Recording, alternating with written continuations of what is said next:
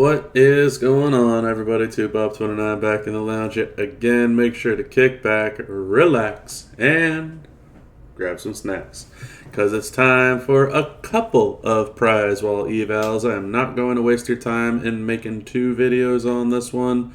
We're just going to do one. We got the Birdman Prize Wall and the B.Ware of Summerslam Prize Wall. The reason that I'm doing this, most of you might know, I ended up taking first place in the stipulation tour. However, I didn't get my reward. So I don't have a Frankie the Parrot plate as of yet. I didn't get any of the solo points either. So I'm getting kind of frustrated sitting around and waiting. I'd like to kind of just get the plate, put it on Coco, because there's a feud going on, and I'd like to use him, and I'm not getting any resolution for it just yet. I have been told multiple times, you have no issues going on, you got your stuff. In reference to day 1 and day 2, and then it says over here, the contest requirements weren't fully met. The required condition of completing all the matches from the tours was not fulfilled, which is necessary to qualify for the rewards. Be sure to check the contest details next time to make sure that you're meeting all the conditions. Call me crazy. I feel like I met all the conditions by being first place in Stip Tour. So, anyway, I'm kind of just out of luck here. So what we're going to do is we're going to go ahead and purchase our own Frankie plate from the prize wall that I also spent a decent amount of money for. So there you go. That's going to be it for me, because that's what I wanted, was a Frankie plate. So finally, I have one that I have to use for this feud now. Obviously, for me, that's where my prize wall will be going for 1200 prize wall. Now for you, you may not have 1200. You may not want Frankie the Parrot as a skill plate compared to everything else on here. That is totally fine. For me, that's where mine was going. Punk and Roman being 2500 is absolutely insane.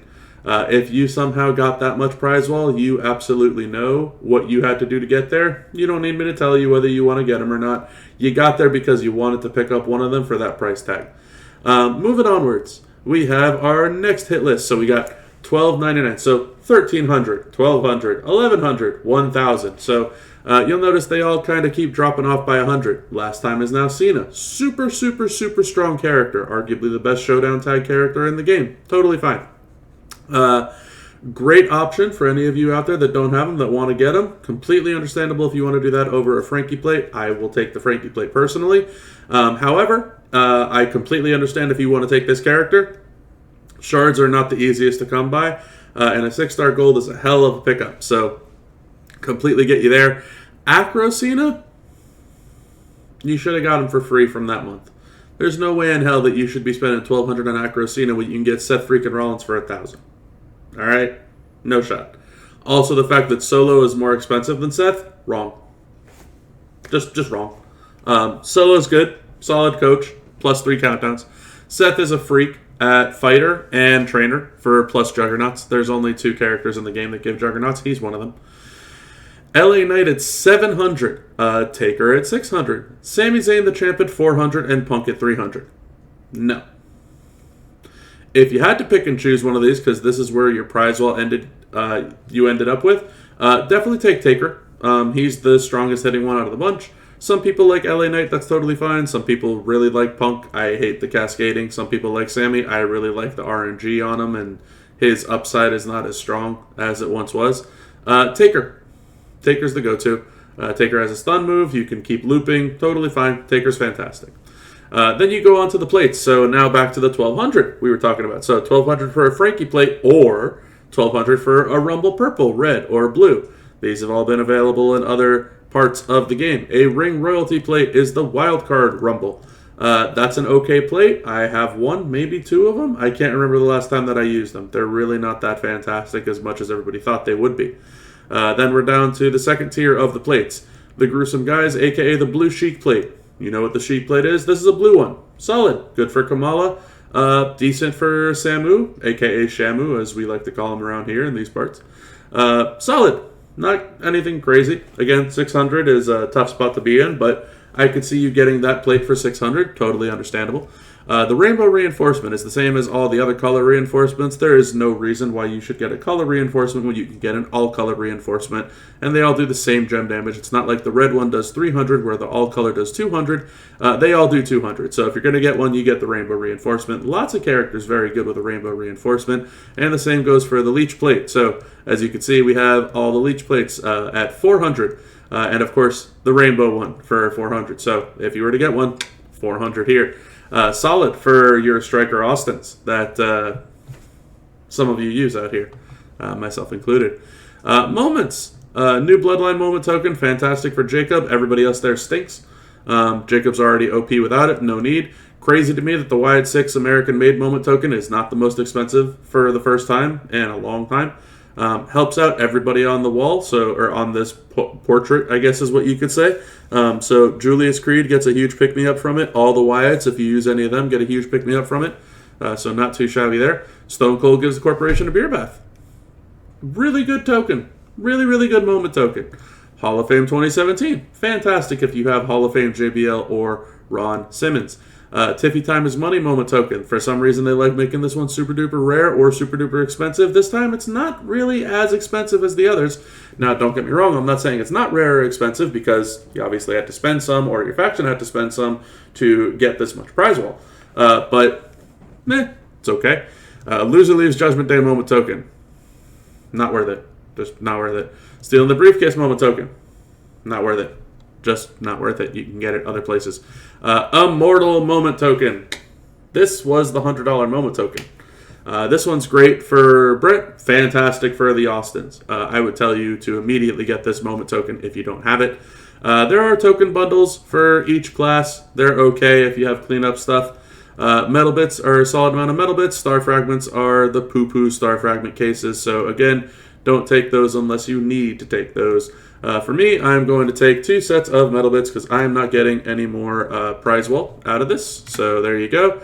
And that's it. I don't have any more for star fragments. So that is it for the Birdman prize wall. Now for the Beware of SummerSlam prize wall, I am not spending my prize wall just yet. There are still payouts to be had as of right now. So, Coco poster on here. 50K for Coco. Pretty solid, not horrible.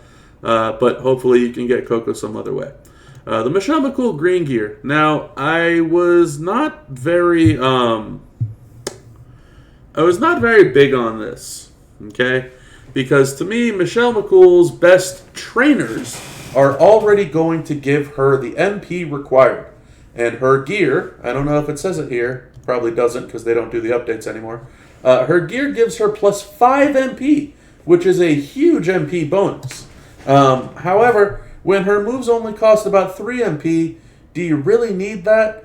Not really, no. However, with the new hype experience, to put it kindly, there is a very strong chance that you may start to encounter a whole lot more minus MPs out there because people are very scared and very concerned that they are going to lose on turn 1, so they are going to bring out more minus MPs so that their opponents with higher hype levels will not start on turn 1, and that kind of allows for you to be able to still use Michelle McCool against those minus MPs and still be turn 1 on offense. Not so much on defense, because again, you don't have to worry about defense. Look, I used to years ago. I still know some sick and twisted individuals out there that love to do it still to this day. Good for you guys. But I don't derive pleasure out of making other people waste their time on this game. That's not fun. That's not strategic. It is what it is. To each their own. Completely understand everybody's entitled to play the game their own way. It's not my way. So, Michelle McCool green gear, solid if you want to use her on offense and circumvent those minus MPs. Her poster itself, to me, a waste of prize wall because you will have already gotten her from the prior month, provided that you played that month, or you're very close on shards. Coco straps, there's not 1, not 2, but 3 of them. We got a 150 gem, a 150 move, and a 100% defense. I don't know why we have a defense one. Coco's not a defensive character. I don't know why we have a move damage one. He's not a move damage character. He's a gem damage guy. So if you don't have a legend powerhouse gem damage strap, there you go. To me, not worth it on the price tag. And then we have some very, very, very, very good skill plates. So Ministry Business, the ultimate skill plate for 100% gem damage when you make multis. The Punk Gauntlets, the color turn version of the Yeet. And the Visceral Visage plate, which is mainly for Viscera. Whenever you make one or more heal gems, increase your gem damage by 200% for one turn. So very, very, very, very, very strong skill plates up here. If you don't have one, definitely a choice to pick up one of them. Again, I'm not going to tell you which one to take in particular. Look at your roster, see who you're using more than you're not, and go ahead and take the plate for those characters. Same thing with the moments above. If you're deciding that you're going to use those characters, take the moment for the characters that you're going to use more than the ones that you will use less. And yes, I know, hype is a new thing now. Maybe look into the ones that you have a hype level 2 or 3 character for because you're going to use those characters more. Maybe it makes sense to get a skill plate that helps them. Maybe it makes sense to get a moment that helps them. I can't tell you exactly what to do. Just here to help guide you on your decisions. The other skill plates we have, it's a trap skill plate, the Trapiversary skill plate as I love to call it. Fantastic when you make 8 or more traps, 8 times 8 multiply gems hit the board. Super strong for a lot of your trap gem characters because trap gems do something else, typically break the board, turn the board into something. Great plate. Green Rumble, Yellow Rumble, destroy 30, get 30 of that color. Great. To me, not worth the price tag. They're available elsewhere, as in we pointed out in the Birdman Prize Wall, they were available there too. Rumble plates seem to keep coming around compared to what we were afraid was going to happen back 6-7 months ago when Rumble hit.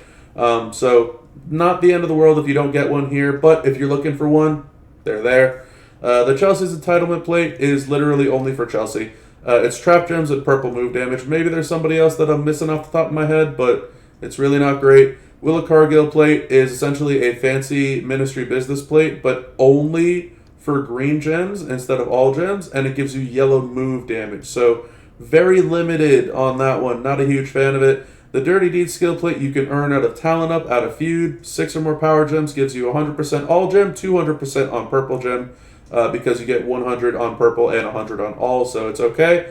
A lot of you out there are missing a Devil's Drip plate. There you go. 6 or more column breaks makes 7 times 7 gems. It is the Devil's Drip, not just the drip. The Buzzard's Beak is green moves, green gems for 50%. That's fine. You got the all-color big Botch Man skill plate, so 30 botch gems or more gives you 300% botch gem damage on all colors. Pretty solid.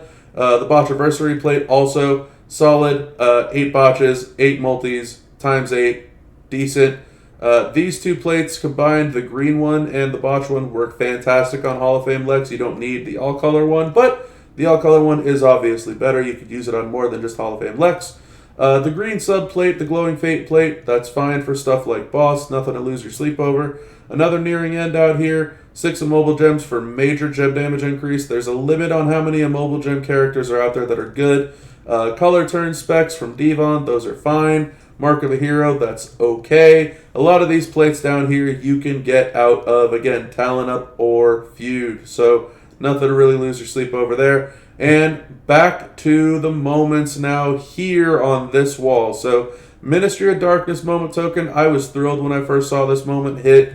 Helps out all the Ministry, helps out JBL, Farouk, Taker, and I believe it was the Steiners. I can't remember now off the top of my head, but this moment helped make, I think it was like 5 characters. Viscera and Bossman, not the Steiners. Viscera and Bossman. It was like 5 characters that hit like Mack trucks once you get that. Drew Money in the Bank moment token. Solid for that Drew, especially for the Pyro Gem damage. The Sami Zayn kicked out of the Bloodline moment token. This was great for your Trickster Solo Sokoa gameplay way back when. The Story Finish moment token, I was never huge on that one. SummerSlam 2024, that's really used for females and gem defense. The Yoko Body Slam Challenge moment token, love this moment. Helps Powerhouse Lex, helps Showboat Yoko, helps Hall of Fame Macho like a freak, and helps Hall of Fame Lex ridiculously. So, to me, definitely one of your top-notch moments here. And right afterwards is that Women's Evolution moment token as well. one of the most controversial moment token releases that we had, where you could only earn it if you got first place in your showdown bucket. Top-notch token right here for a lot of reasons. Multi-gem strength, health, gem damage. It's solid across the board. You got the Dom Betrays Rhea moment token. That's good if you're a Dom and Liv user. The tag team token, it's good if you're trying to just fill that spot. The invasion moment token, solid for Austin if you're still using Austin. Cena moment token from his farewell. The Final Testament token is not good. You can get it whenever. The NWO Hall of Fame, not good. You can get it whenever. The Green Regime moment token. This one, I believe you needed multiple Green Regime tokens for, and that is why 4 of them are available. So not the cheapest, but cheaper, and it is definitely helpful for some of those. And the R-Truth enters the Women's Royal Rumble moment token. So some of these moments are pretty good to me. I think it's the Yoko and the Women's Evolution moments more than anything else, and the Ministry one if you can afford it. I would still tell you to take both the Yoko and Women's Evolution one probably before any other moment. That's just the me thing, though. It doesn't have to be a you thing. Down to shards, great shard wall. Io Sky, 5k recruit. Drew, 5k recruit. Kamala, definitely a very protected recruit. Rhea Ripley bomb is on top, 5k recruit. Jey Uso, not 1 but 2 sets of 350. He was a 3k recruit, still one of the best characters in the game today.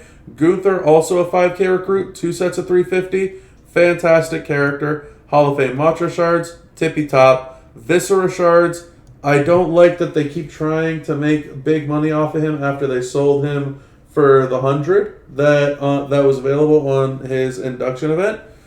So I wish they would just make him more readily available. They don't. He is a freak in nature when it comes to how good he is at this game, so I understand it.